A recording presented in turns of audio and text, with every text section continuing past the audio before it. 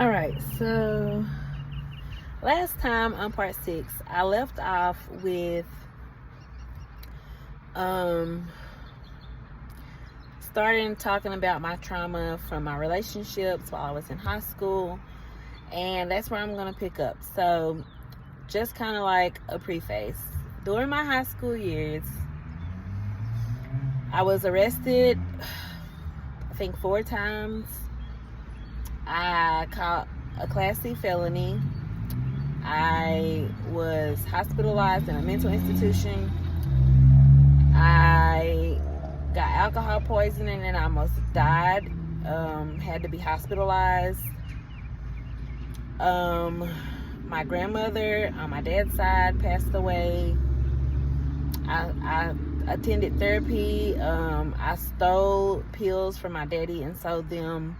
I got pregnant. I ran away lots of times. So these are things like, this is what my 4 years of high school consisted of. When I went to the 11th grade, and I went to 3 different high schools. But when I went to the 11th grade, the first day of 11th grade, I had 2 credits, just 2. And they were telling me there was no way that I was going to be able to catch up and graduate on time with my class. Well, I was pregnant my whole senior year, and I did catch up, and I did graduate and walked on time with my class. And my baby was 2 weeks old, and he was there in the stands.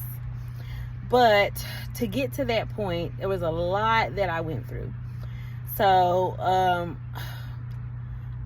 not going to say that I was sheltered up until high school, because I wasn't sheltered, but I was forced to live a very conservative lifestyle. So I wasn't allowed to get weave in my hair up until high school.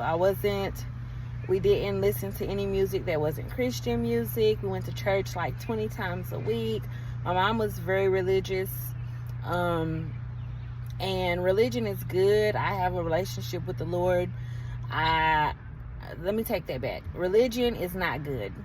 Spirituality is good, and it's necessary. I'm a spiritual person. I'm not a religious person. So I kind of rebelled a lot in high school. I started smoking weed. I started drinking, skipping, like anything you could think of, like I was doing it. Driving, like I think I had to be in like 14 and I was driving. Other people's cars though. I had no permit, had nothing. So we would go in the school in one door and out the school out of another door, and ride around and smoke weed all day and take muscle relaxers, take pain pills. Like, just, we were out there, just little girls, 14, 15 years old. I fell in with the wrong crowd. They introduced me to like gangs and just everything. Like, I almost joined a gang. Like, that's crazy. So they were like into grown men, and which made me feel like it was okay for me to be into grown men. And they were gold diggers, which made me feel like it was okay for me to be a gold digger. So basically, if a man, was older and had money and approached me, I would hear him out. When I should stopped him dead in his tracks, like, no, you're too old for me, I would hear him out, and I would pick and choose if I felt like it was somebody I wanted to deal with. So one day I got some block calls. There's something on my mouth. I was eating previously. I got some block calls, like a whole bunch of them. So I finally answered, and it was like, I'm like, who is this? He says, your secret admirer. I'm like, quit playing. Like, who is this on my line? So he doesn't tell me. We talk, and then he keeps calling back the next day. So finally he tells me who he is. Says he paid somebody $100 for my phone number. Now, he is 11 years older than me. At this time, I was 15. So what and why? So you seen a 15-year-old child, and you were attracted to her to a point where you found somebody that knew her, got her phone number, and proceeded to call her anonymously Okay, there's a whole bunch wrong with that in itself already. Like, my stupid behind entertains it and thinks it's cute. Like, oh, it's so cute, he paid for my phone number. Girl, he is a predator. Okay? So we start dating, and I knew who he was. Like, I knew his family. And so I was previously at one of my cousin's houses, skipping school, smoking weed, and I needed a ride back to school, and he was the cousin of a person that was there, and he ended up giving me a ride back to school. Okay. So that's how we crossed paths, and that was like a month prior to the phone call starting. So anyway, we start dating. He's picking me up after school. He's picking me up during school. We're going shopping. We're doing all this stuff, spending money. He's selling drugs. Like, we're riding around making sales as we're doing all of this. I'm 15 and I'm making drug transactions, okay? Like a little girl. So he getting my nails done. He getting my hair done. I mean, like, I could be anywhere and I can call him. He gonna pull up, pay for me, pay for my friends. Like, it was love to a kid. Like, what? I can just have anything I want. Phone break, he's getting me a new one. Oh, new shoes come out, you want them, you got them. Oh, you had your hair up for 2 days, but you want it redone, no problem. Like, no kid is gonna turn that down. It was just like endless money and endless gifts, and I seen that as love. So, okay, mind you, we grew up very frugal. Like, we shopped at thrift stores. My mama had a hard time making ends meet a lot of times because she didn't get government assistance. She had a job. She made enough to where she didn't qualify for assistance, but not enough to survive, if that makes sense. So yeah, we lived a simple life. Like, there was, most of the time we didn't even have a house phone. For like years we didn't have a house phone.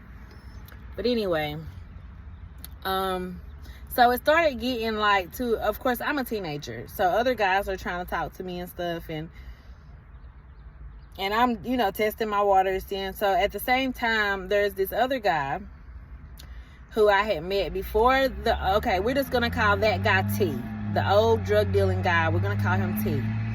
Now, there was another guy who we're gonna call C.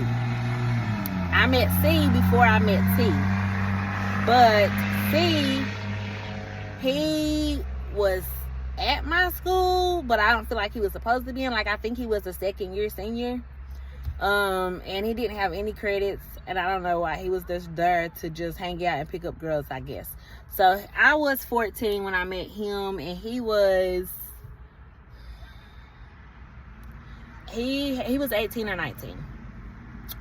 So he was a sweet talker, smooth as a baby's bottom, gonna tell you everything you want to hear, gonna put you up on a pedestal, gonna make you feel like the prettiest girl in the world. But then as soon as he hooks you in, he gonna tear you down. He gonna make you feel like nothing, like you're a worthless piece of crap. He's gonna manipulate your mind. He's gonna hit you, abuse you if you even look another man's direction. Like, it was all bad. So before I talked to T, I talked to C. Before I talked to C, I talked to T. Get it right. Before I talked to the older one, I talked to the younger one. Okay. So the younger one, I start talking to him, come to find out he had a whole girlfriend at the school with us. So he was getting her phone and texting me, keeping her phone for a class period and texting me all class. And me and her was in the same class. That's how dirty he was. So this girl is sitting up here next to me and her boyfriend is texting me on her phone. What? Okay, baby, don't play them type of games. Do not play them type of games. So I'm naive. I'm gullible at the time. So I'm not even really just up on game. Like, I'm green. Because my mama was never in the street. She was never, like, lived the type of life that I lived. She was in church. She was into books. She was kind of like a nerd. She was, like, in ROTC and stuff like that. She wasn't into what I was into. So I didn't really know a lot, okay? I was just happy to be having people paying me attention, like boys wanting me. That's all I knew. And then, So, okay. Let's see. I ended up talking to both of them at the same time for a little bit. And then I ended up cutting off C completely for a short period of time and just talking to T. Everybody in the town knew T was my boyfriend. He ended up getting my name tattooed on his neck, and that kind of scared me. Right here, right on this side, right here on his neck was my name. And he's 11 years older than me. That's crazy. So with grown men come grown men problems. So there were other women who he had dealt with or were dealing with when he started dealing with me. And then I have enemies, grown women enemies that's old enough to be my mama, like wanting to fight me, trying to beef with me. It's crazy. Like, I didn't know what to do. So I just kept dealing with him, though. I didn't stop. I was in too far. But eventually, I just was like, I'm going to call it quits. This was after, I don't know, maybe a year. I mean, he done took me to other cities, to amusement parks. I mean, just all kinds of stuff. I decided I'm going to call it quits. And I was going to go back to C. So T is like, no, don't go. I'll pay you, just like all this stuff. And I'll be your boyfriend number 2. It's just really sick. Like, this is a little kid. Mind you, I was sexually active with him. So he kind of manipulated me and made me feel like, okay, he really loves me. I shouldn't, maybe I should just be more considerate of his feelings and stuff like that. He's done all this stuff for me. Like, he really cares about me. Blah, blah, blah, blah, blah. Bull crap. So I let him take me out on a date one last time. And I will never forget. It was the day before the day before my senior year of high school. We went out on a date. Supposed to be like a goodbye date. And we slept together. And I told him, like, wear a condom. I was like on and off of birth control. I wasn't consistent with my birth control. So I told him wear a condom. And so he did. But then when I wasn't looking, took it off. And I didn't notice till after the fact that it was like on the floor or something. Okay. So this might be TMI, but I'm just being honest and transparent. So after asking him to wear protection and then he secretly takes it off, 10 weeks later, I find out I'm pregnant. At 17, barely a senior in high school, and I'm pregnant. Whoa. So here I am now, and I'm a teen mom. Like, so I decided to keep the baby.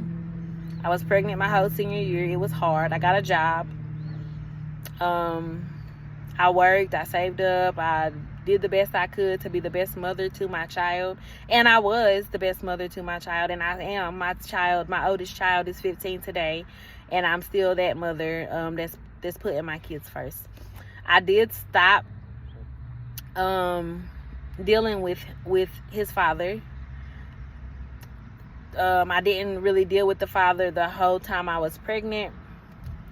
I told myself, or not, I told other people it was because he was older and I didn't want him to catch a charge. But really, I was just looking for an escape. I wanted to cut him off. I had been wanting to cut him off. I did care about him, but I just knew that it wasn't right. Like, I was too young. And then I thought maybe it was like, it feels like this because I'm still a kid or a teenager and he's grown. Like, I can't go out of town with him when he go out of town. I'm wondering if he's cheating on me. Like, I can't, hop up and go to Florida when he go to Florida. Like, I can't move how he moved because I still got to ask my parents for permission. So, or I got to risk just doing it on my own without permission and getting in trouble. But anyway, so 3 months after my son was born, he got arrested and went to prison. So he was in prison for about 6 years. At some point during that time, I did reach out and start communicating with him and sent him pictures of his son. Now look, the whole time I was pregnant, he going around telling people I'm pregnant by him, and I'm telling people I'm not. So we looking crazy in our city. We live in a small town, so we're looking crazy because it's already crazy because everybody know we was dating. Everybody know how old I am and how old he is. He done got my name tattooed on his neck. Like, it's crazy. And now he's going around telling people I'm pregnant by him, and I'm telling people I'm not pregnant by him. It was crazy. So he went to prison. So he got out of prison. So during that time, like towards the end of his prison sentence, I started letting him form a relationship with his son. I would take him to visit. I would let them talk on the phone. They would send letters back and forth. When he got out, we both decided, but it was my decision, that since I was about 24, 25 when he got out.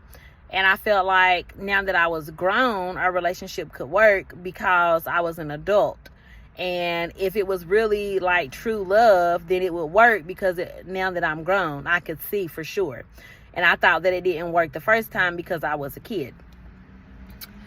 So we decided to date.